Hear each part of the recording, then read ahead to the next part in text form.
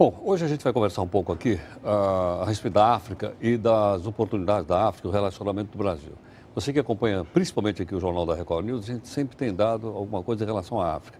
E a gente tem falado do esforço do governo brasileiro abrindo uma quantidade razoável de embaixadas no continente africano.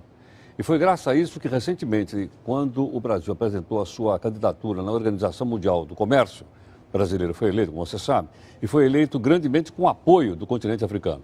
E outras reivindicações internacionais do Brasil. Por exemplo, o Brasil está querendo um assento como membro efetivo do Conselho de Segurança da ONU. Para isso, ele tem que ter voto. E teria, obviamente, os votos da África. Então, a África tem uma importância que nós nem sempre conseguimos acompanhar, né, para poder desenvolver. Por esse motivo, eu recebi aqui um exemplar do livro Procura-se um Jovem Negro para Salvar o Planeta, de autoria do Mário Mendes Júnior, que eu tenho um livro aqui para mostrar para vocês, né? E o Mário, gentilmente, está aqui conosco para falar um pouco a respeito da África e do continente africano. Mário, muito obrigado aqui pela participação. Eu que agradeço, Geraldo. Eu queria te perguntar o seguinte, o que aconteceu? Quando é que o Brasil esteve mais perto do continente africano? Foi no governo Lula, foi no governo Dilma, foi no governo Fernando Henrique, você que conhece a África? Bom, sem sombra de dúvida, né, foi no governo Lula. Lula? Eu acho que, em virtude de toda uma atual conjuntura econômica que nós tínhamos aqui, de Mercosul, de alguns entraves que tinha na economia do Mercosul, acho que muito sabiamente, né, o Ministério de Relações Exteriores começou a olhar, né, por um parente próximo, né, mas que estava lá do outro lado do Atlântico, e começou a estabelecer ali algumas relações e reforçar também os acordos bilaterais. Então, o governo Lula, que deu, obviamente, esse primeiro passo agressivo, diga-se de passagem, né, perdoando algumas dívidas de alguns países africanos, e, em contrapartida, né, recebendo aí também apoio para alguns investimentos e compra de serviços de empresas brasileiras, como infraestrutura para asfalto, essa parte de energia elétrica, até exploração de minerais, a própria Vale, né, tem uma presença Ou a própria muito Odebrecht, forte. que eu vi agora, que eu falei agora há pouco. A relação da Odebrecht é muito antiga, né? Desde o período de independência, de 1975. Isso aí. Eu vou te perguntar o seguinte, a África foi palco da Guerra Fria na década de 50, 60, 70, até 80, eu diria, não é? Isso. Onde você tinha americanos de um lado e soviéticos do outro. Sim. Quem são os rivais hoje, não no domínio da África, eu digo nos negócios com a África? Bom, é o Brasil e a China ou não? Não, eu acho que a rivalidade entre o Brasil e a China, a questão é muito mais ampla, né?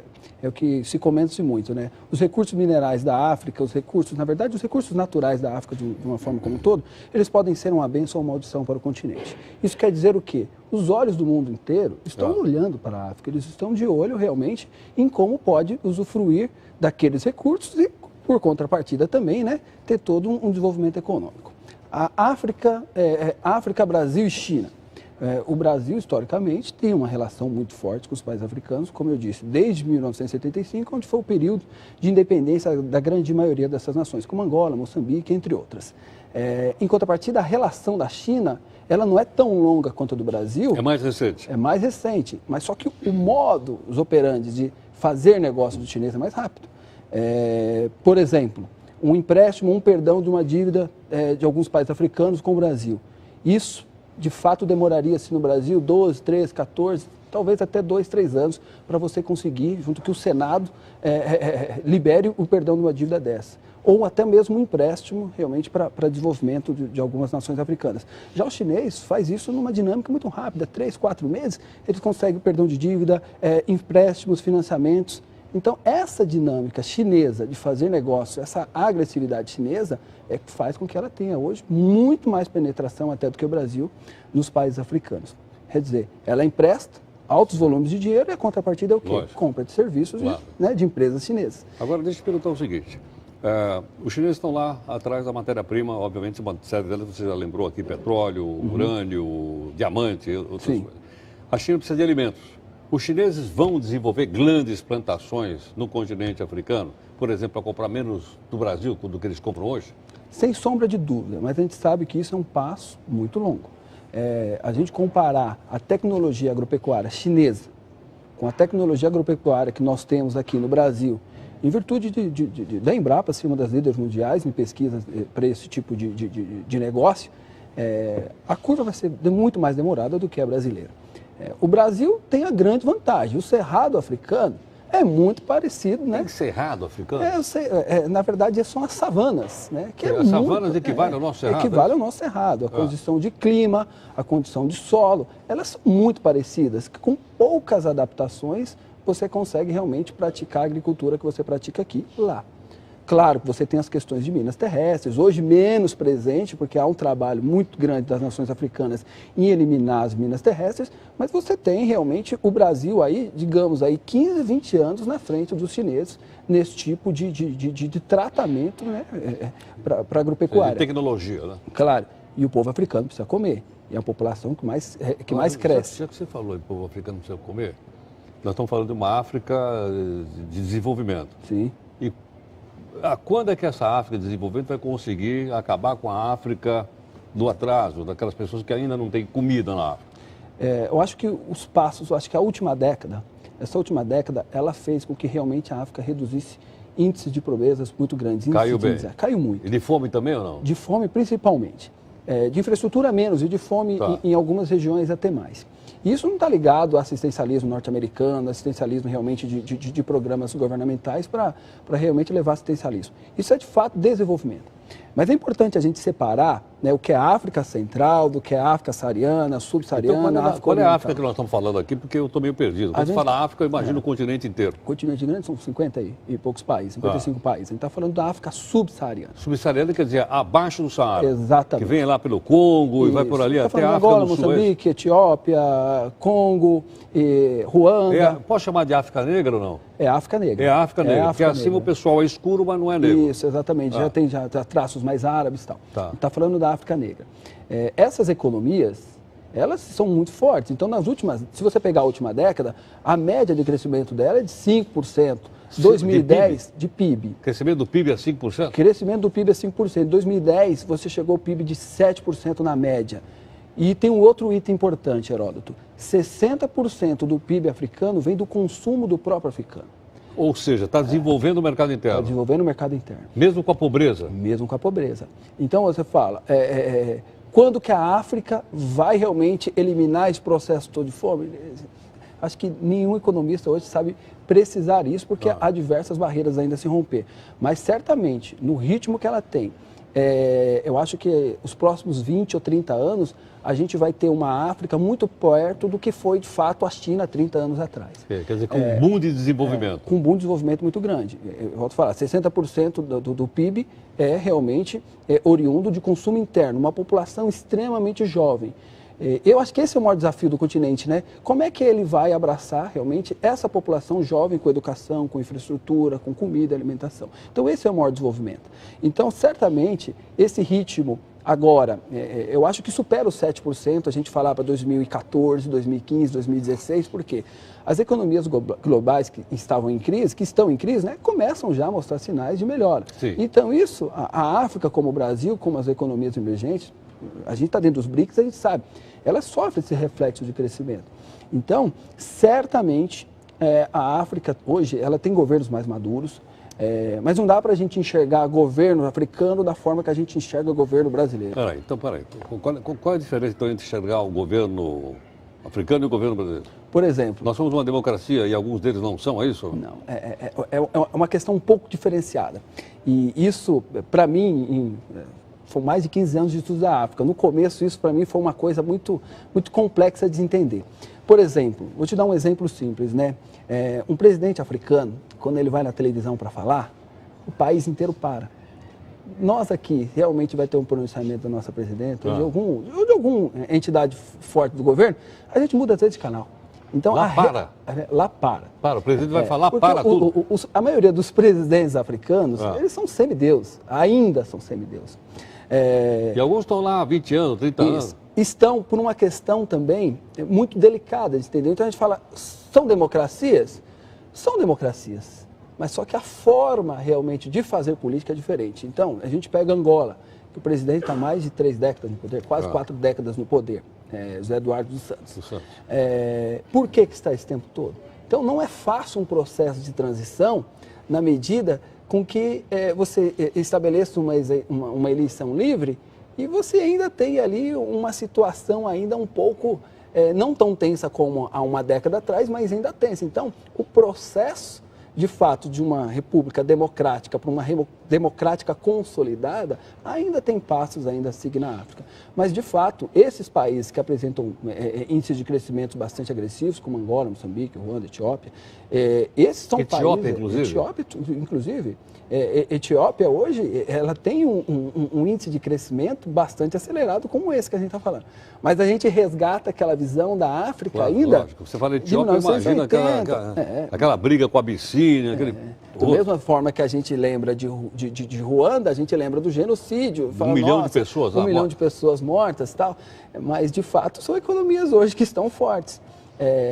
A relação é outra. Mas eu posso entender, então, que o continente africano hoje, o subsaariano, vive um período de paz, ou de uma certa paz, que não viveu no passado? Claro, eu acho que... É uma paz que, nova. É uma paz que nos últimos 50 anos não teve. Não teve. É isso mesmo. É uma paz, de fato, você tem problemas regionais, como recentemente a gente costuma ouvir. Mas são problemas isolados. Você pega Moçambique neste exato momento, você tem sim, e é uma democracia, mas você tem ainda problemas de alguns grupos insurgentes, né? Mas isso a gente ainda encontra em outras partes do mundo. Mas, de fato, caso da Colômbia, mas, de fato, as democracias hoje, elas estão consolidadas. Dos subsaarianos, eu posso lhe garantir, elas estão consolidadas. Eu acho que tem que ter realmente uma crise muito forte do ponto de vista bélico, do ponto de vista econômico, para impedir esse crescimento. Para impedir esse crescimento. Acho que eles gostaram da forma de fazer negócio. Eles viram realmente que para se inserir numa economia de mercado... Mas eles estão desenvolvendo, vamos dizer, vou usar um termo meio antigo, uma burguesia interna, é isso ou não? Ou empresariado, do empresariado interno. É a forma, é o capitalismo. Nacional, não, claro, é o capitalismo. Né? Aquele pessoal que lutava pelo socialismo foi derrotado, não é isso? Foi derrotado. Tentou impor pela força, não conseguiu. Exatamente. O regime capitalista, às vezes, a crueldade com que ele entra, ele também traz realmente alguns benefícios para os países. A maioria desses países realmente se viu forçada a criar uma elite, uma alta elite, uma elite empresarial, até uma elite intelectual e uma elite de consumo. Isso por quê? Porque esta alta elite, ela é fundamental para atrair investimentos, para realmente fazer Pode dizer que as desigualdades sociais na África são maiores do que essas da América Latina, não?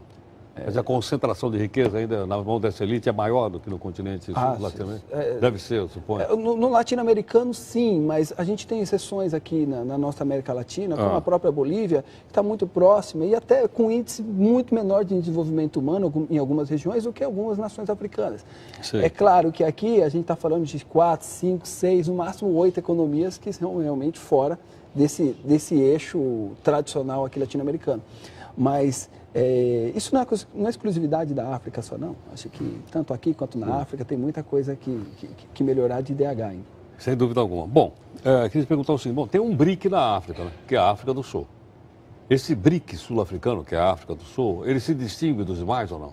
Bom, no crescimento, desenvolvimento, IDH e tudo mais? Sim, a África do Sul, nem todo pensador ou realmente quem vive a economia africana concorda com isso que eu vou falar, mas a gente enxergar a África do Sul e enxergar essa outra África que eu estou falando são coisas totalmente distintas. A África do Sul, 25%, acho que de tudo que é industrializado na África, ainda no continente todo, 25% é produzido na África do Sul. Na África do Sul. Então, ela ainda tem uma presença muito forte. E ela poderia ser, digamos assim, a locomotiva disso, puxar tudo isso. Mas, de fato, isso não vem acontecendo. Isso pode ter vários fatores, pode ser ainda resquício do próprio apartheid, ou do colonialismo, ou realmente ainda as elites de Pretória, da cidade do Cabo, realmente que não tem ainda olhos tão promissores para a África Negra. Mas só que eu acho que Angola, principalmente, Moçambique, Nigéria e talvez ainda Etiópia, em algumas verticais de negócio, certamente vão dominar esse cenário de industrialização. Acho que Angola hoje talvez seja a maior expressão do que é desenvolver um país do ponto de vista de infraestrutura e até mesmo de indústrias e empresariado de poder negro. Então, eu acho que Angola, Moçambique e Nigéria juntas, eles vão puxar essa locomotiva. E seguramente, se a política sul-africana realmente não mudar dentro ali do mercado da Sociedade de Desenvolvimento da África Austral, realmente de encontrar ali uma relação mais igualitária, eu acho que nos próximos 30 anos a África do Sul vai perder muito espaço, que é dela sozinho hoje, né? Bom, vi aqui várias coisas interessantes escritas no seu livro, né? São crônicas que você colocou nesse livro? Não, na verdade, esse livro são de mais de 15 anos de vida em África e dos países subsaarianos, né? Eu tive presente em mais de 22 deles, né? Então eu fui traçando um paralelismo, né, entre o que de fato acontece naquelas nações com o que de fato realmente a mídia publica daquelas nações. Ela publica muito pouco, quase nada de África. O Brasil conhece muito pouco de África. Muito pouco. Nós ensinamos direito, história da África na escola. Então agora já teve uma iniciativa também, não defendendo o governo Lula, mas o governo Lula, de fato, ele teve um papel significativo disso de mostrar a África para o povo brasileiro. Sem dúvida. E uma nação que 50%, mais da metade é negra, né, que recebeu mais de 3 milhões e 800, né, africanos, deveria entender um pouco mais. E isso seria bom demais para as nossas empresas, sejam empresas grandes, sejam empresas médias. Às vezes a gente fala, desbravar um continente africano é só para as big empresas, é só para as grandes construtoras, grandes mineradoras, não é de fato. O povo africano, as economias africanas precisam também de serviços médios, serviços de infraestrutura de telecomunicações prestados por empresas brasileiras, serviços... Quer dizer, há uma ampla possibilidade das empresas brasileiras, não necessariamente as grandes, se desenvolverem. Tremendo. Igual a Moçambique, especialmente porque tem, vamos dizer, similitude de... Mas Cabo Verde, São Tomé e Príncipe, Guiné-Bissau, são economias boas, fortes, né? Cabo Verde, a gente pega Luanda, 8 horas de voo, né? Cabo Verde, 4 horas de Fortaleza, então é muito próximo. O que falta de fato primeiro, e aí é uma crítica à própria Apex, né? A própria agência de promoção realmente fala, olha, não é só para os grandes, é para o pequeno, é para o médio. E também o empresário também romper esse preconceito. E olhar para lá, né? Olhar. Não tem, eu acho que mais até do que investir nos BRICS, eu acho que a economia, com certeza, a economia africana gera mais rendimento para investimento do que, obviamente, as outras nações. Então. E não é por causa do risco, é por causa realmente que o valor das commodities vem subindo nos últimos anos de forma muito agressiva. Tá certo. Mário, muito obrigado aqui pela participação, né? Pela quantidade de informações interessantíssimas que você passou. Já disse que você é uma pessoa que conhece na prática, né? Exatamente. Há tantos anos vivendo lá na África. E agora publica, então, um livro que eu tenho aqui, um exemplar. Queria agradecer, então, o livro que você deixou aqui para mim. Muito obrigado. Eu que agradeço, Heródoto. Até a próxima. Muito obrigado. Obrigado. Até a próxima.